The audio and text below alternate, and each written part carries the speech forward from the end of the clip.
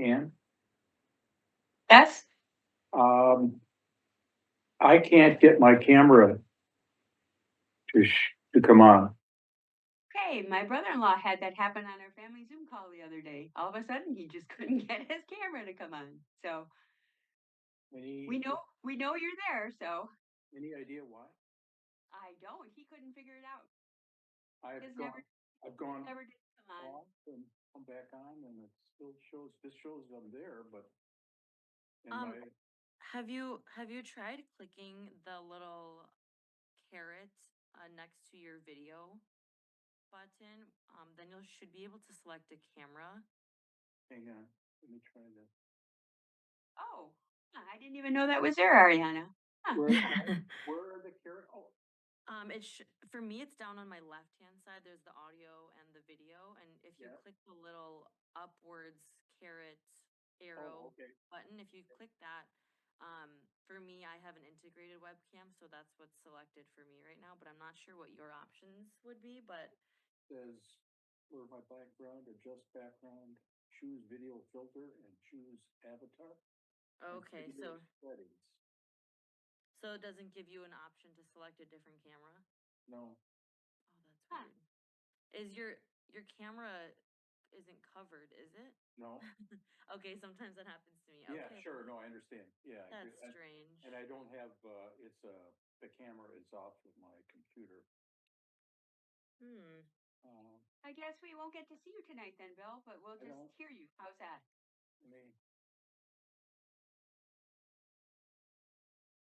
Okay, it looks like we are at 5:00. And 1, 2, 3, 4, 5, 6, 7. We have a quorum. So I will call the February 5th, 2025 meeting of the Transportation Commission to order. Ariana, if you'd like to read the instructions. Sure. Welcome to our virtual meeting. We're going to cover a few basic items before beginning. If you lose connection at any point during the meeting, you can reconnect by clicking the link or calling the number in your original email. To members and city staff, members, if you are able, please activate your video and keep it on for the duration of the meeting.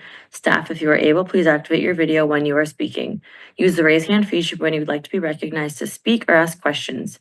Staff, click raise hand when you are asked a question. The chair will do their best to call on committee members in the order in which hands are raised. Lowering your hand will take you out of the queue. Members of the public who have registered to speak, the name you entered in Zoom must match the name you entered in registration. You will remain muted until called upon. The clerk will tell you when your time is up.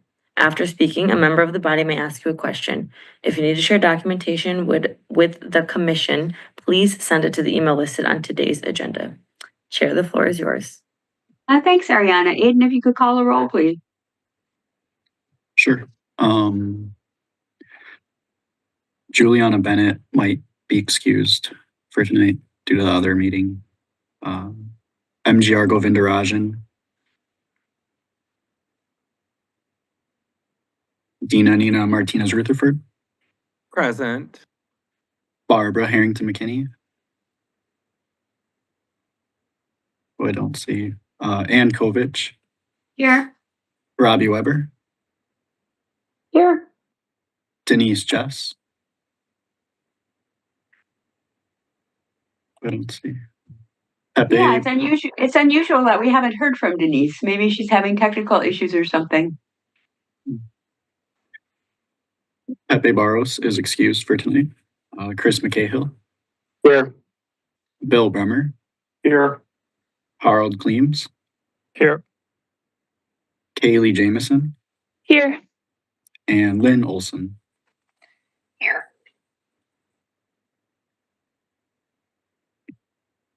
Okay. Everybody, let's see, since we're missing 3 people, both Kaylee and Lynn would be able to make motions and vote. Alder Martinez Rutherford? Thank you. I was going to ask how good we are on quorum in case I need to pop off around a little bit later in the meeting, just so.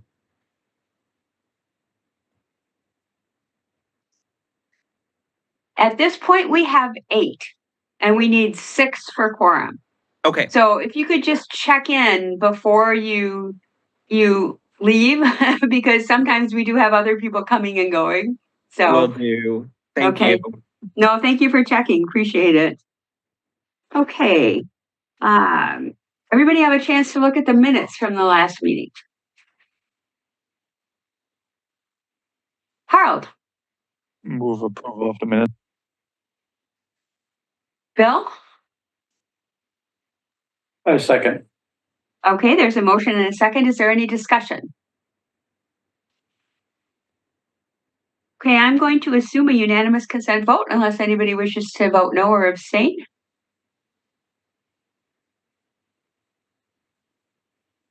I don't see any hands, so the motion is carried unanimously.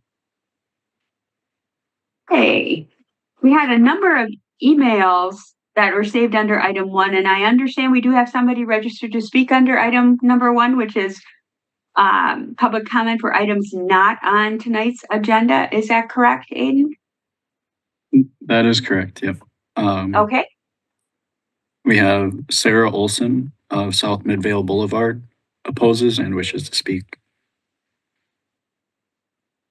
okay, go ahead, Sarah. It's just so you know, Midvale Boulevard was pulled from the agenda tonight, so it will likely be on a future agenda, but it is not on the agenda tonight. But you're certainly welcome to let us know your thoughts under this item number 1. Well, would the commission like to hear my comment, or should I save it for the week when it is on the agenda? Absolutely, you're welcome to tell us this evening, and you're welcome to come back and tell us again when it is on the agenda. Okay, well, thank you very much. I very much appreciate that. I just wanted to raise my concern that the plan for Midvale Boulevard seems to be creating a conflict between bikers and the residents and drivers on that road that doesn't actually exist. At the city's informational meeting last week or the week before, the city wasn't able to, fortunately, there hadn't been any recorded bike accidents on Midvale, and the city didn't have any counts for how many bikers are currently using Midvale, so they didn't really have any evidence that there's demand for bike facilities on Midvale. Residents who called into the meeting also weren't reporting that they were seeing very many bikers. And the city said their philosophy was, if you build it, they will come. And I'm concerned that that would attract bikers into a dangerous situation when there are safer alternatives available. The city said that they didn't think that the Midvale project would lower speeds of traffic. And of course, Midvale has a lot of ambulance traffic that wouldn't be lowering its speeds and shouldn't be lowering its speeds at any rate. And so it just doesn't seem like there's the need to have additional bike facilities on Midvale, especially because there's already bike lanes on Seago, a couple blocks to the west.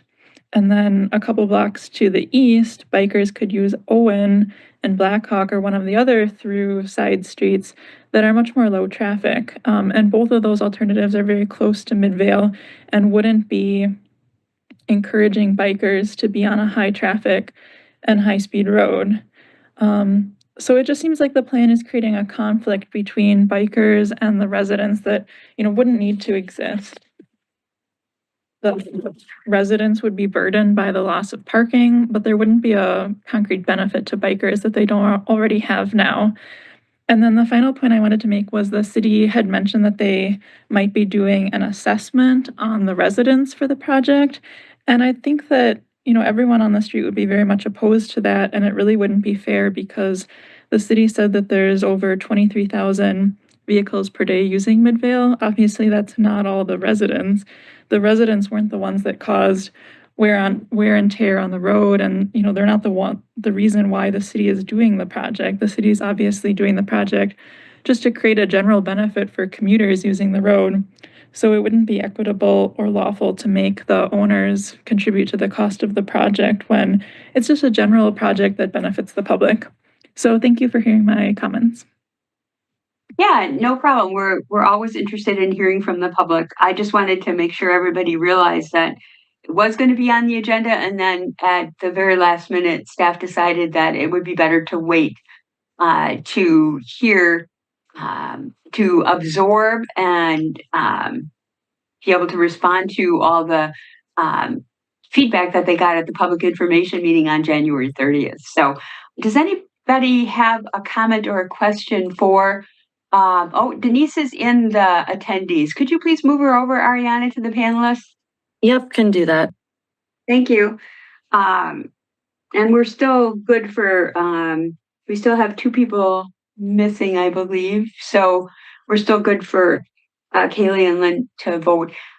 So in any event, it's great to get this feedback, and we're always interested, and we'll certainly look to hear more once the plans are further developed with regard to Midvale. So does anybody have any comments for or questions for the registrant? I'd like to say thank you for your comments. Okay. Thanks, Lynn. We always appreciate hearing from the public. And it doesn't hurt to remember to say that. Thank you. Anybody else have any comments or questions for the registrant? Okay, thanks very much for coming. And you're welcome to come back again, certainly, when the item is on the agenda. Are there any disclosures or recusals this evening?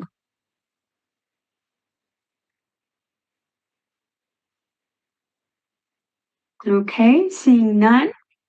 We have 2 items proposed for the consent agenda.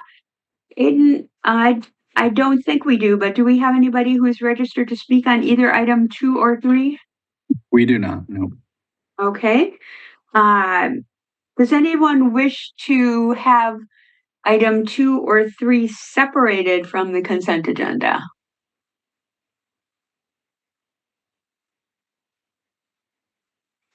Okay, seeing no hands. We have item 2, Legistar 86835, with regard to engineering services contract regarding safe routes to school planning project. And item 3, 86814, related to vacating and discontinuing portions of Braxton Place Public Street right-of-way within the Triangle Plat. Is there a motion to approve the consent agenda? Bill? Make a motion to accept the consent agenda for items Okay. 2 and 3. Okay, so there's a motion to approve items 2 and 3 on the consent agenda. Alder Martinez Rutherford? I will second that. Okay, there's a motion and a second. Okay. I'm going to assume a unanimous consent vote unless anybody wishes to vote no or abstain.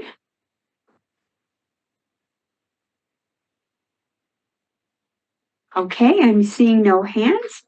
So the consent agenda is passed with a unanimous vote. All right. Item number 4, we had to defer the third quarter traffic safety report because we just had so much going on. And so Lieutenant Hannah was gracious enough to do both quarter 3 and quarter 4 this evening. So I look forward to hearing about them. And thanks so much for all the work, Lieutenant Hannah, that you put into it. And we'll look forward to hearing your report. Thanks. Can you hear me okay? We can, yes. Excellent. I just want to thank all of you for accommodating my schedule. I was in Australia and that led to some timing issues. So thank you so much. I'm sorry that third quarter is delayed, but I appreciate that immensely. I'm not going to go too deeply into the third quarter report other than to talk about the fatalities that happened in the third quarter. That doesn't mean that you can't ask me questions, but I'll start there. The rest of the stuff is pretty straightforward, as you've seen from other quarterly reports. So I will try to share this.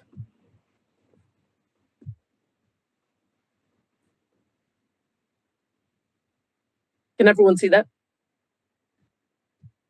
Yes. All right, let me. Well, you'll have to see the side too, I guess. So in the third quarter, there were 3 traffic-related fatalities.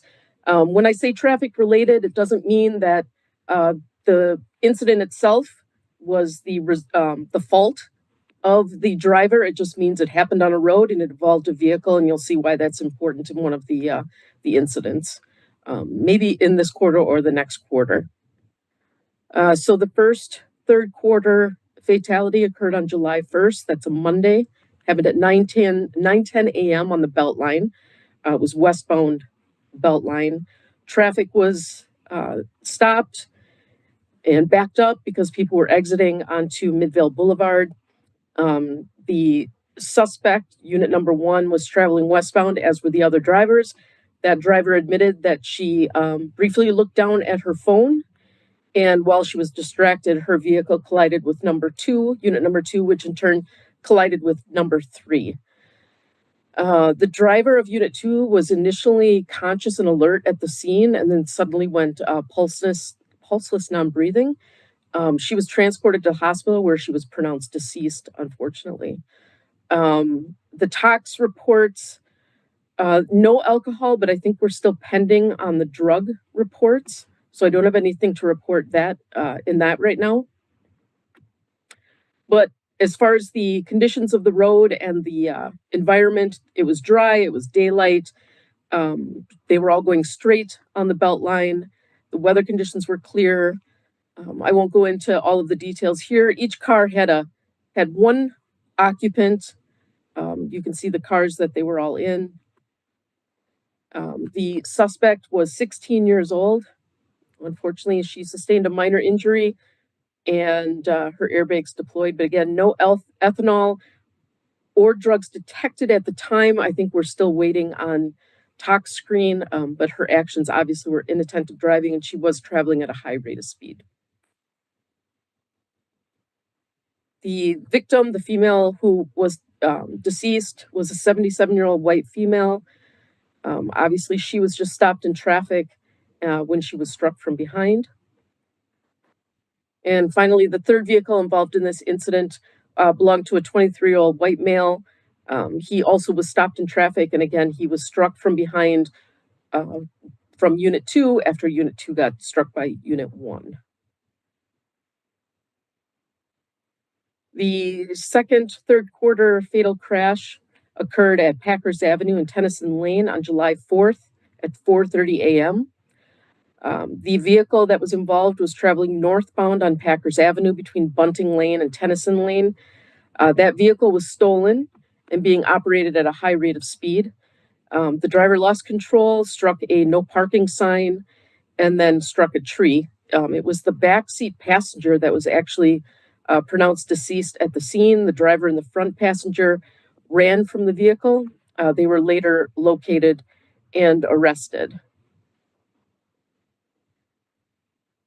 That night it was dry, obviously dark in the morning of it was 4:30 a.m. so it was pretty dark, but there were some lights over there. Roadway was straight, weather conditions clear. And the suspect was the driver, obviously the 20-year-old black female. She sustained a minor injury. There were tests given and THC was detected, but no alcohol. And again, she was traveling too fast when she lost control of that vehicle.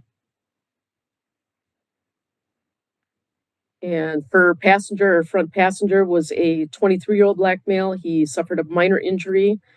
Again, he was also had THC on board, but again, no alcohol. And finally, the victim of this crash was an 18-year-old black male. He was in the back seat, so obviously no airbag. We don't believe he had his seatbelt on or anything.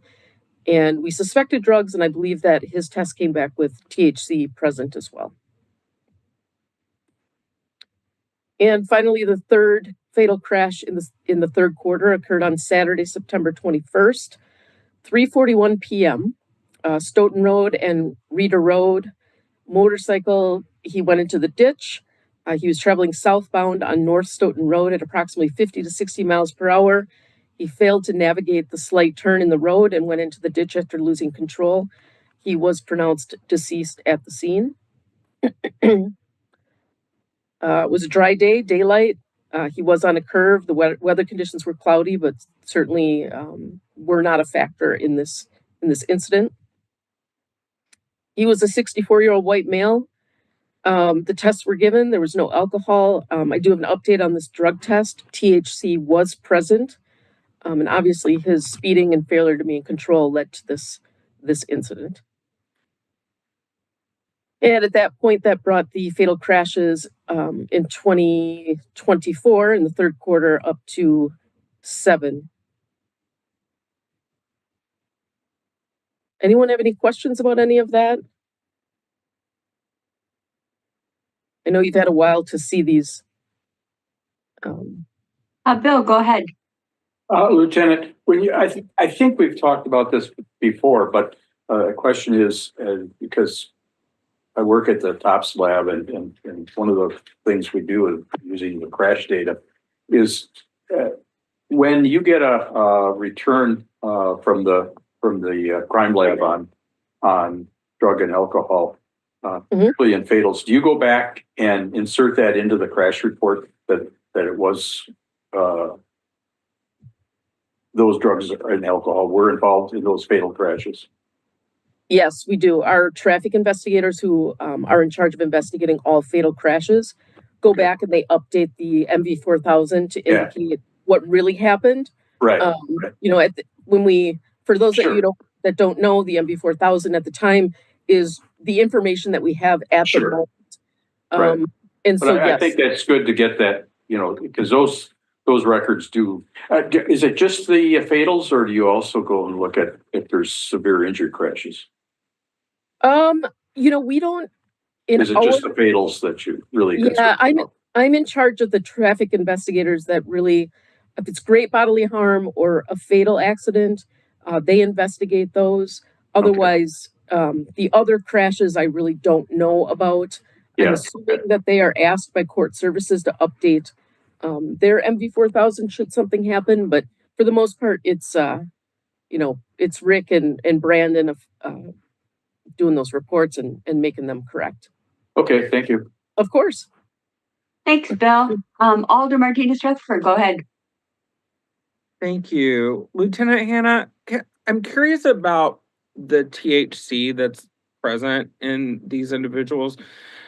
When that's accounted for, is that impairment due to THC, or is that just that it's present in the blood system? It's just that it's present. We use that as a factor that might be a reason for the cause of the crash. It's pretty typical that they will do a blood test on at least the suspect and sometimes the victim. In this case, again, I can't say that it was the cause, but it may have been a factor. I'm just curious, just because I know it stays in the blood stream for a while, and well, that's I'm exactly correct. The thing I'm really curious about is how we're substantiating the impairment factor with it, and not just, oh, it was there in the system. Does that make sense? Yeah, absolutely. I mean, for this one, you know, obviously it's not a criminal investigation because it was just the motorcycle driver involved.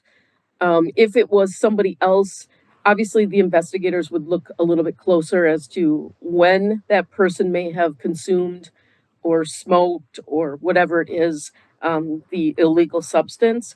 So we try to figure that out based on the information given by the suspect, if they give that information, and then information from medical professionals who can tell us, you know, if it was a substantial amount or maybe when it was ingested. You know, that stuff gets a little bit hard to determine with some of those drugs, quite frankly. So that's why we list it as just a factor to consider. We're certainly not blaming it on the THC, but it was present, and that's what we have to acknowledge. Thank you very much for that clarification. Of course. Okay, anybody else have any comments or questions at this point? Okay. Goodness, you're all taking it easy on me tonight. I appreciate that. Let me pull up the fourth quarter here. Can you all see that? Yes. Okay, excellent. Let me just get to the important part again. I'll let you look at the other stuff and you can tell me, you've had it for a while, so I hope if you have any questions, please bring them up to me. But again, we'll just talk about the fatal crashes for the fourth quarter. And again, important to remember, it's traffic related, road related, vehicle related, but it doesn't necessarily mean that it was the fault of the driver. It's just the circumstance that occurred. So there were 2 traffic related fatalities in the fourth quarter. The first one occurred at Stoughton Road at Highway 30. This was a motor vehicle versus a motor vehicle versus a motor vehicle. The 2 victim vehicles were on the Highway 30 exit ramp to Stoughton Road. They had a green light and were proceeding through that light to take a left turn onto southbound Stoughton Road. So hopefully you can all picture that. The suspect vehicle was traveling northbound on Stoughton Road. He drove through the red light, struck both vehicles. One victim was pronounced deceased at the scene, and the other victim was treated and released. The suspect was taken to the hospital with minor injuries, which were not life-threatening. So again, the conditions were revolving around that crash. It was dry. It was dark at that time of the morning. I believe the 2 victims were heading to work. Obviously, the environment was no factor in this. The roadway did not play a factor. The weather was clear. Each of the vehicles had just 1 occupant. The suspect was a 35-year-old white male. Again, he had minor injuries, but he was held at the hospital for 2 days for observation. We suspected drugs. Tests were given. I do not have the update on that yet. Actually, I'll take that back. I believe the alcohol test came back at a 0.228, if I'm remembering correctly. And yes, that's it. So he was heavily intoxicated. He had been working at a bar. He's a bartender at a bar that I don't know the name of. So I can't answer that question if you have that. And was coming home or driving home clearly quite intoxicated from his job. The victim that was deceased at the scene was a 37-year-old white male. He, again, was just going to work and was taking a left turn from Highway 30 onto southbound Stoughton Road. And the third victim was the 48-year-old Hispanic male with minor injuries, treated at the scene and released. And the final fatal crash of the year occurred on Monday, the 9th of December at 6:58 p.m. This was a motor vehicle versus a pedestrian, and it occurred on the Beltline. And this is the incident that I'm referring to when I say that it's traffic related, but this certainly was not the fault of any driver on the Beltline. I want to make that clear. This individual, the pedestrian, jumped from the concrete divider that was next to the flex lane. He was standing in the flex lane, and then he jumped over the barrier. He was reported to be bundled up in a bunch of blankets. He was facing towards the other side of the Beltline, looking like he had the intent to cross the Beltline, and he actually was struck by a vehicle as he ran across the roadway, and that vehicle was traveling at speed, which was at least 55 miles per hour. So a tragic incident that unfortunately the driver will have to think about forever. It's just one of those things, I guess. It was dry, it was dark, but the weather conditions were clear. There were 2 occupants in vehicle number 2, which was the vehicle that struck the individual, the pedestrian. Unit number 3 was damaged because it actually crashed into unit number 2 after that incident, and there were 4 people in that car. The deceased individual was a 23-year-old American Indian or Alaskan Native. Again, tests given, pending results. I don't know the results of this one, but the action, his sudden movement into traffic, was what caused this crash. The driver that unfortunately struck the pedestrian was a 45-year-old Hispanic male. He did not have injuries. Airbags, seatbelt, all deployed and used. Not suspected that he was using drugs or alcohol. That's all we know about him. That's all I know about him. And the other car, again, it was just damaged because of the final crash. I don't have the information on that individual. Looks like Bill has a question for you, Jen. Go ahead. Thanks. These kinds of crashes, this last one, it always brings up the possibility of what is the mental state of the individual. Yeah. On these kind of cases, do you try or do any background at all to see if it's a potential suicide? Yeah, absolutely. I mean, I believe that there was, he was with somebody that night who was near the Beltline as well. Without going into too much detail, they did get a statement from that individual, and there were some not only possible drug factors involved in this incident, but also some mental health issues. But yeah, we do a full report or an investigation to figure out, what exactly happened here, Sure. what was the state of mind of the individual, and all of that. Just Yeah. Yeah. It's very, very unfortunate. And that the driver that struck the individual was the one that's going to, live with it the rest of their lives. But absolutely. I know in our records, sometimes I don't know if suicide is determined by I think the medical examiner has to make that call. If they make the call that it was, does the crash get removed as a motor? It does get removed as a traffic fatality. Yeah, that's what I thought. If that is determined. And again, But I know it's tough. And medical examiner has to be involved. So, yes. Yeah, or coroner. Yes. Yeah. I mean, all the factors here seem to point in that direction. Yeah. And obviously Brandon and Rick would do an amendment to that MB 4000 and indicate what the factors were that caused this. Yep. Okay. Thank you.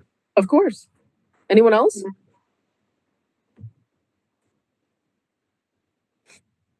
Any other comments on the fatal crashes that Jen described? Or any other comments or questions about the rest of the reports, Bill? Yeah, I have on the rest of the reports, and it isn't just one particular quarter or not. Lieutenant, do you think it would be worthwhile? I don't want to say curious, but I'm interested in that we look at our test officers, and I suspect we're getting a lot of citations from that work. Have you looked at any? I don't necessarily want to see it every time or anything like that, but just a sample of a quarter or something. How many of the citations, let's say speed citations, were for the quarter were issued by the test officers versus other officers that are on patrol? Yeah, I actually have that information, and that would not be a problem for me to include that in the report if you're interested. Yeah, I think it's good because I'm kind of interested as to what the officers, their schedules, and they're always, a lot of them are on call, or there's call after call after call. Yes. But when it is available, and can they do enforcement? And I think that's what the commission is interested in is, how much work can they devote to speed, let's say, or traffic enforcement on their own? It's not part of a test unit. Correct. I wish that they could dedicate a little more time. Obviously, traffic complaints are probably the number one complaint that we get at the Madison Police Department. Unfortunately, because our patrol officers, like you said, are call to call, so call driven, they don't have a lot of discretionary time to do traffic enforcement. Though when they do, there are several that really enjoy it and do focus their time on that. The bulk of the citations are obviously coming from our test team, just because that's their job, and then all of them are running the grants that we run. The grants consist of 4 to 5 people and a lead officer, which is normally a test officer who's running the laser. I guess I would be interested in knowing whether it's 50% or 75% or whatever, where the citation's coming from. Yeah, absolutely. I can add that in the next report for you. Okay, thank you. Of course. Thanks, Bill. Harold, go ahead. Yeah, thank you. I also have a question about hazardous violations data. So I noticed that in 2024, after numbers have been pretty flat, they're really up this year. So I see like total hazardous are like 9,200 compared to 7,400. And most of that seems to be driven by the increase in speeding tickets, like going up from 3,500 to like 5,100. Can you say a little bit about what's driving that increase? Do you have more capacity to do enforcement, or is it behavior change, or a little bit of Sure. both? It really depends on, you look how it kind of fluctuates a little bit on each quarter, just because of the amount of grants that we are able to run. The grants have been very productive lately, and the officers, I'm going to tell you right now, Madison has a speed problem. I know that's nothing new to all of you, but we've got people flying in this town. In fact, the other night there was an OWI grant, and they clocked a 16-year-old who was late for curfew at 107. Oh, 107. And I wish that was more shocking to me, but we see such high speeds in the city that I don't know what else to do. I know we're working on the 20 is plenty.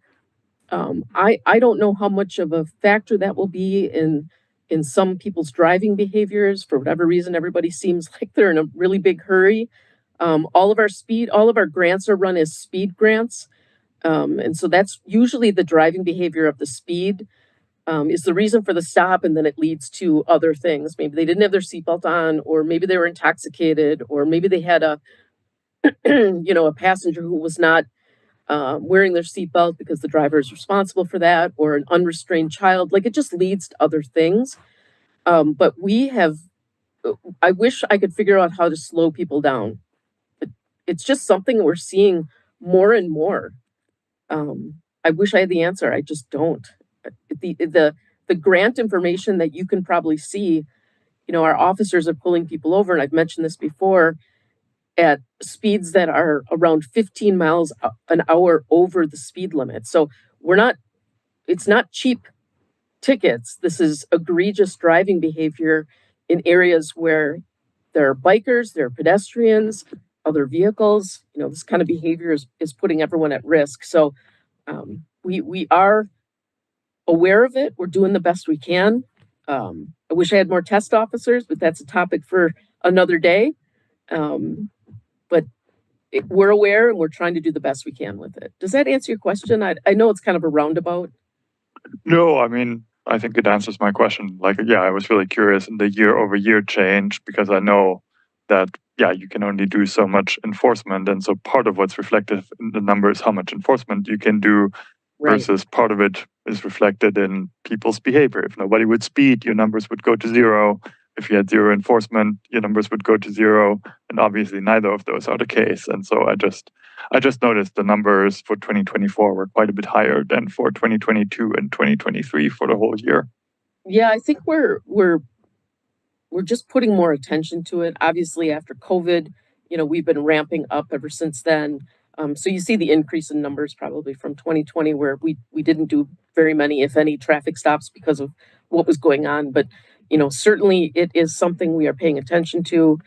Speeding obviously is one of the highest factors in fatality crashes. So there's a lot of things going on here that we wish we could put a stop to, but we'll do the best we can with the resources we have. Thank you very much. Of course. thanks, Harold. Alder Harrington McKinney, go ahead. Thank you, Madam Chair. Thank you very much for the report and the speeding across the city. You're absolutely correct. It is a problem. I think that is that happens to be the major complaint that residents in my district have. And the 20 is plenty. But I find myself on the Beltline after 10 o'clock, and literally it's a speed way. I mean, sometimes I have to pull over because people are just going so fast.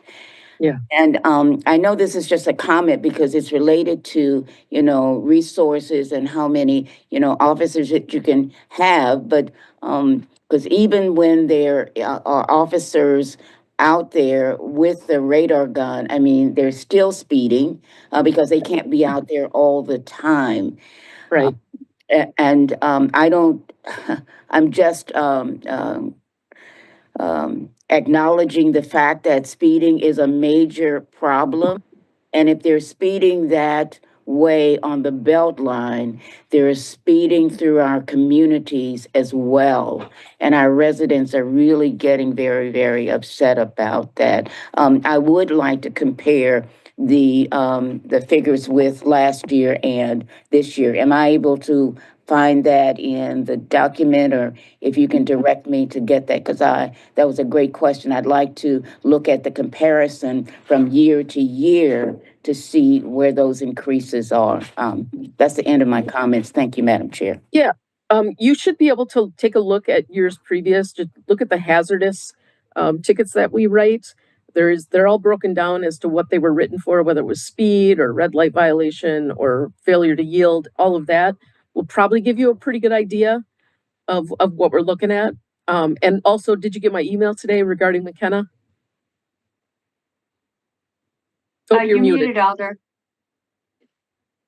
Alder, you're muted. Okay, thank you, Madam Chair. No, I did not. I've been committed all day, but I will look for that because that is in the center of where our concerns are. So I definitely will look at that. Perfect. And I want to use that as an example. Sometimes roadways in the city don't lend themselves to doing enforcement just because of the way they are curved, maybe. And I know what you're talking about by Elver there. And so Josh went out there, but again, it's hard to set up and get an actual speed and write that ticket that will stand up in court, if that makes sense. So some of these roadways, like the Beltline too, I mean, it is very, very hard with how much traffic is on the Beltline to adequately clock these folks who are speeding, first of all, and then second of all, trying to keep up to them with the speeds they're going at and the amount of vehicles that are on the Beltline. So some of these roads we wish that we could do a little bit more, but please understand that the way some of these roads are laid out doesn't necessarily lend to some enforcement, some good enforcement. Is that all you had then, Alder Harrington McKinney? Okay. Alder Martinez Rutherford, go ahead. Yes, thank you again, Chair. Lieutenant Hannah, one more question. I'm curious if you have heard from other municipalities, either within the state or nationally, that have seen the same increases in speed. I'm just curious if it's like just Madison or if it is something that's really happening. And I know that since the pandemic, I've noticed that and red light running a lot more. So yes, I haven't talked to anybody recently, but if you look at numbers when everyone was dealing with COVID to now and how much it's increased since it was before, people just got into this habit of driving so fast because nobody was out there stopping them, right? And it was just kind of the Wild West, unfortunately. And people got into some bad habits that are unfortunately still continuing to this day. So I know that it is not just a phenomenon in Madison. There is research to back that up. But as far as what's happened since then, I mean, I haven't talked to any other agencies about what they're seeing, but I suspect that they're probably seeing stuff that's pretty similar to what we're experiencing. okay. Thank you. Yeah, people are in a hurry. I don't know what the rush is. Yeah, it's sad but true. Yeah. Lynn, go ahead. Thank you, officer, for your thorough report. This might be a question for the alders on the committee, but I would appreciate hearing anybody else's opinion. Have there been any ideas around passive measures like speed gates? Everybody's going through it. Whoever is speeding gets a ticket sent to their home. I mean, Illinois does it with the tolls. Maybe we need to find coverage. Maybe it's a federal program. I don't know, but can't stop being a visionary. Thank know, you. Is that, I'll just say that it's interesting that you bring that up. I know a lot of people wish that we had speed cameras or red light cameras. That is not something that we have in Madison. That is not a tool that's available to us. So we have to just use the old fashioned way of using a laser and some cops to try to cut down on some stuff. So that's way above my pay grade and my position here at the department, whether speed cameras or red light signals. And Tom Lynch could probably speak more to this than I can.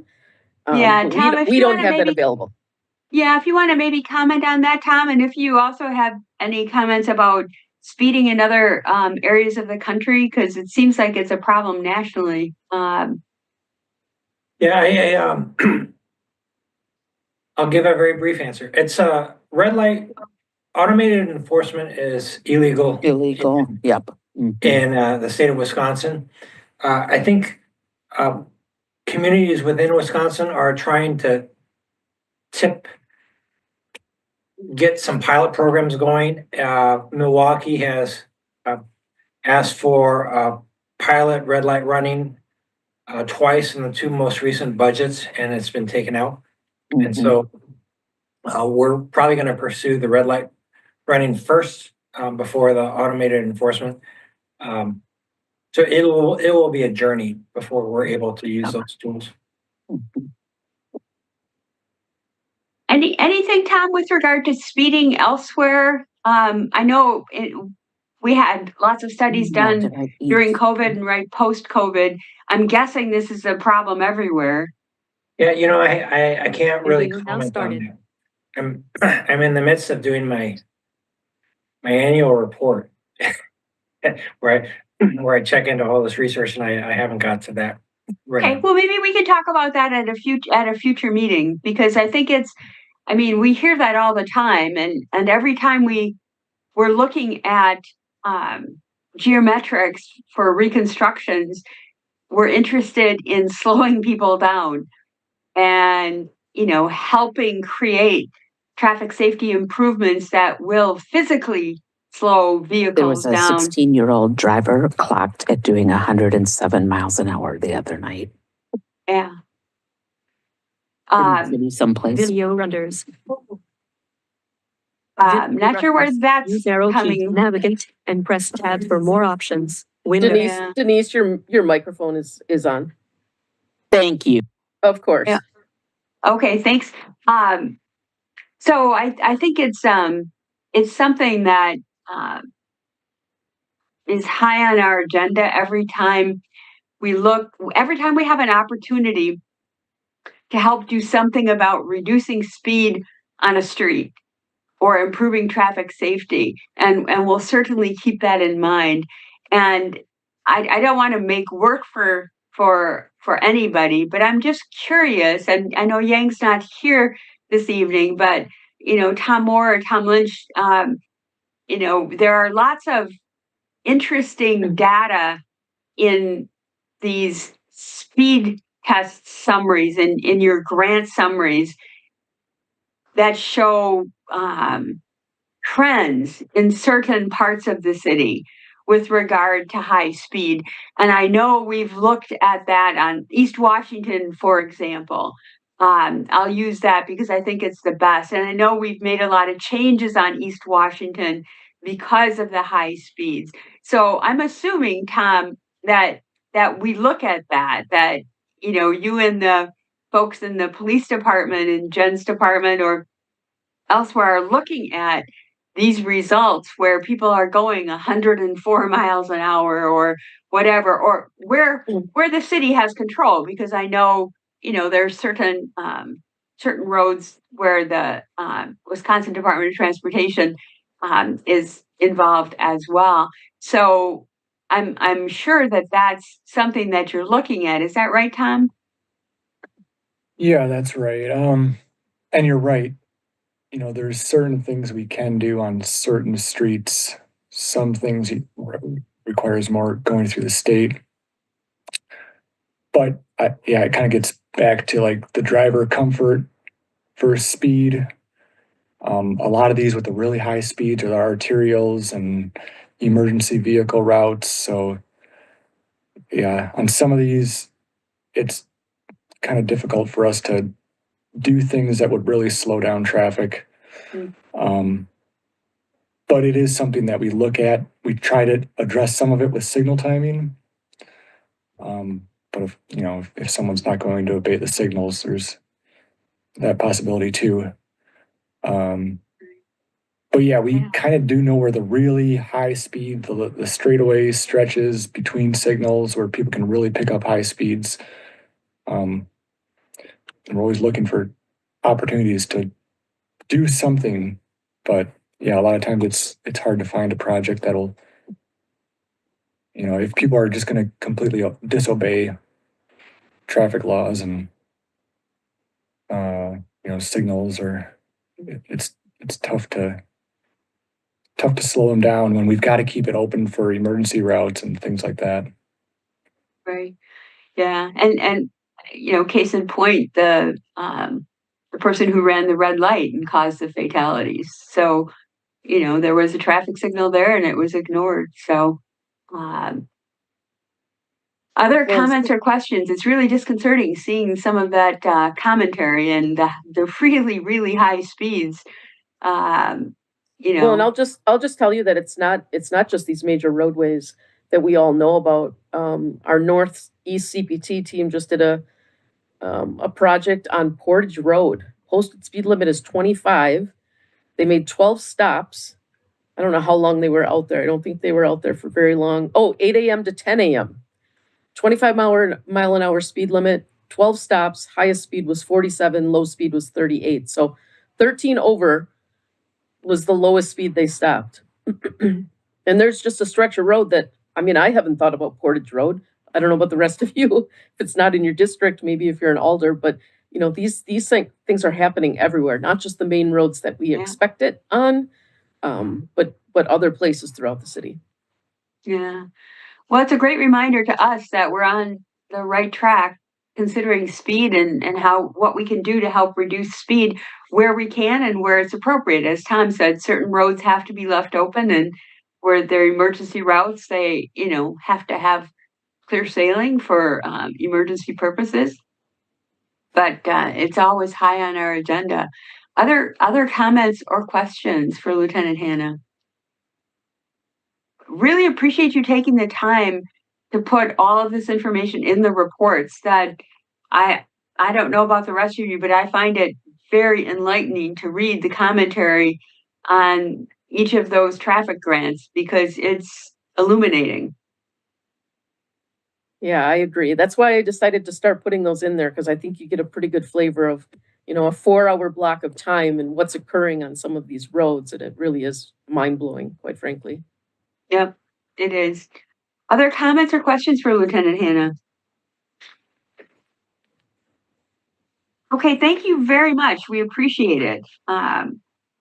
And we really appreciate the time that you spend putting this information together and coming to the commission to talk with us about it. So not a problem. And if anyone has any questions, please feel free to give me a holler. I'm more than happy to go through some data with you and get you some more information if you need it. Okay, thanks so much, Lieutenant. Thanks, everyone. Okay.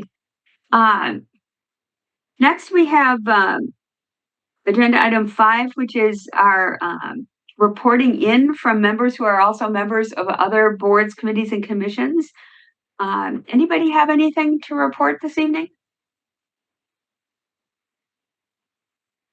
Harold? Just very briefly from Board of Public Works last week, the sidewalk project along Nakoma Road, which I don't think actually we had at TC, but I can't quite remember. So there's a missing sidewalk on Nakoma Road. There's a school there, and so that was approved and it will be built. That's Great. all I have. Okay, thanks. Bill? Thanks, Ian. Harold, I saw that, and I paid attention to that on my most recent drive down Monroe, and that was it's going to be a significant improvement, I think, especially by Thoreau School, because that is a lot of pedestrian activity there, and I think it's going to be a good project. I'm very that's gonna connect, fill in a big, pedestrian, hole that we had connecting, get that on Monroe Street. Thanks for doing that, Harold. Thanks. Great. Thanks, Harold, and thanks, Bill. Anybody have anything else to report this evening?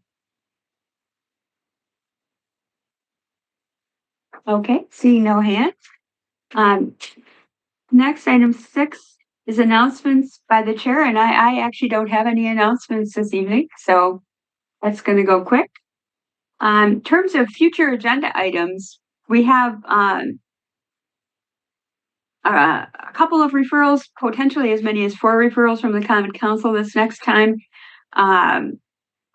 Complete Green Streets update to the guide may be ready for the next meeting, and very possibly the Midvale project, as well as a public hearing potentially to remove residential permit parking from certain portions on Midvale, and some other public works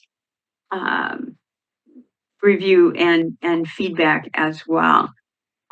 Denise. Yeah, Audio thanks, now, Ann. video. I'm wondering if, and I can reach out to staff directly if this isn't an appropriate agenda item, but, you know, a continued issue of concern is sidewalk closures during building construction. We've got 2 or 3 of them in my neighborhood, and I'm so in my work neighborhood that I'm so busy rerouting myself to find an accessible route. You know, I'd like to know a little bit about what the ordinance is around that, you know, what's being worked out for, you know, for accessible passage, when the construction bleeds out into the sidewalk. So, yeah, let me know if that's really something to take offline or if that's something we can bring forward for both the knowledge base of the commission and also any discussion. Sure, we have pedestrian detours during construction projects on as a topic for a future agenda. But I can also look at maybe modifying that a little bit. Tom, did you have a comment about that?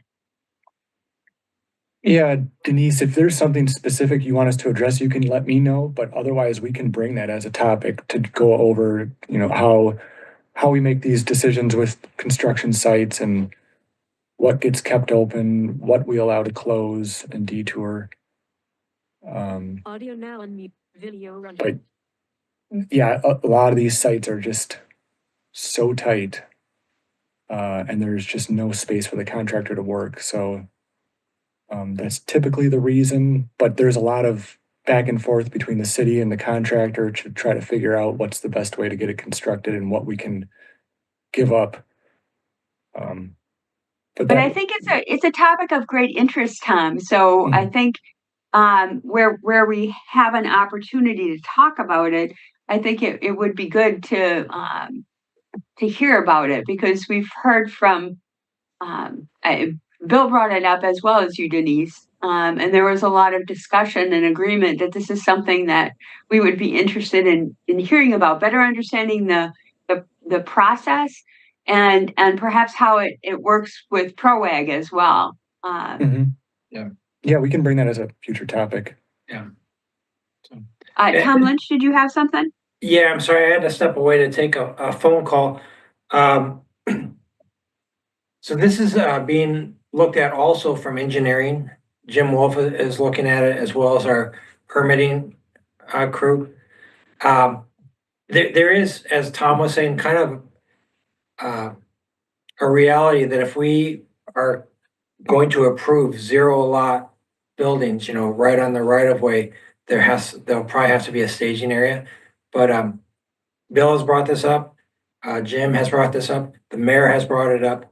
And so we probably we are not in agreement internally yet on how to solve the problem, let alone with the mayor. So it could be a future topic. But there's a lot of people that are trying to understand it. Okay, well, it sounds like it's a work in process in terms of how the city is going to address it. So Denise, it's a great topic, and I'll work on some wording in terms of how how we can flesh out what I put down there and maybe expand it a little bit. I'll send that to you, Denise, to see if it captures what you're talking about. And then we'll keep it, it's at the top of the list right now of things that TC is interested in hearing about. So, does that work, Denise? That works great, Anne. Thank you. And yeah, Tom, I will reach out to you about the couple sites that I have particular concerns about, both because of their longevity of having the sidewalk closed. It's been a couple of years. So, so anyway, I'll reach out on the individual project, but I love that this is going to come forward to us as a group. Okay, sounds good. Tom, did you have something else? Yeah, I just wanted to give an update on Midvale. We met, city staff met internally today, and we posted an update to the website, but we will likely be bringing this in a few months. So we had a public information meeting last week, and there was a lot of feedback from that meeting, and we want to have time to work on alternative options and collect the data and provide that feedback, compile all that. So we're likely looking at bringing it to TC late spring, hoping to get an approval for a project and then likely bidding it in the fall for a 2026 construction. Okay, so not next meeting, huh? It won't be next meeting, no. Okay, all right. We've been hearing from a lot of people, and I know you heard a lot on the public information as well. So in terms of the future agenda, I'll move that further down the log. Denise, did you have something else? Okay. Anybody have any other future agenda topics?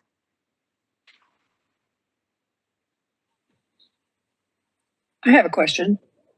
Yes, Lynn? I am admittedly new to this commission and I am very grateful to be here. I want to know if perhaps I could be briefed, maybe not now, but later, on any plans to slow down Packers Avenue. Tom Moore, is that something that you could maybe connect with Lynn on?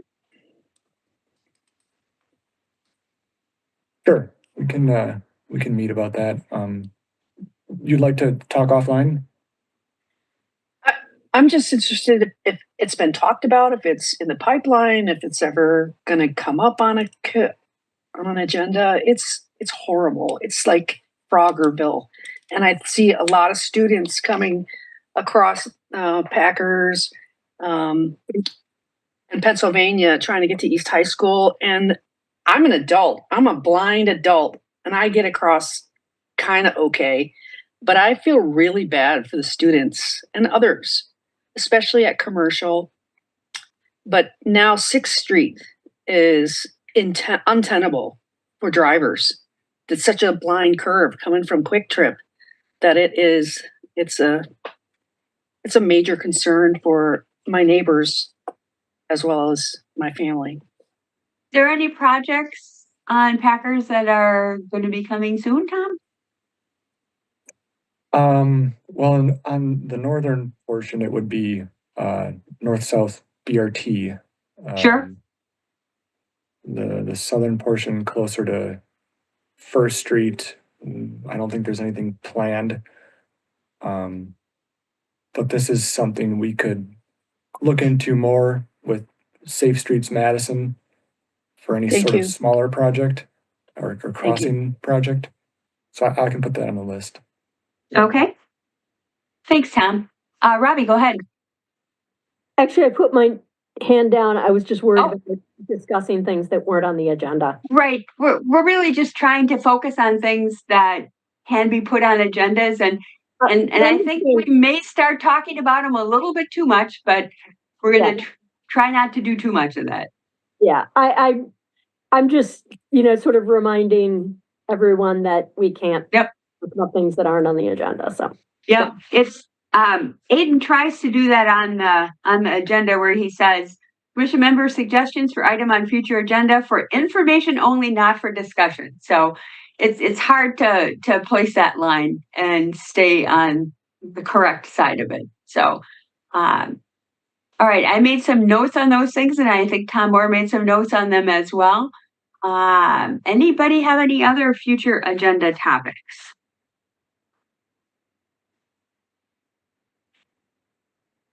Okay, I'm not seeing any hands. And we need a motion to adjourn. Harold. So moved. Okay, Alder Martinez Rutherford. Second. Okay, there's a motion and a second. I'm going to assume a unanimous consent vote. Unless I don't think there's ever been anybody opposed to adjourning. So thanks everybody. Have a great evening. Appreciate it.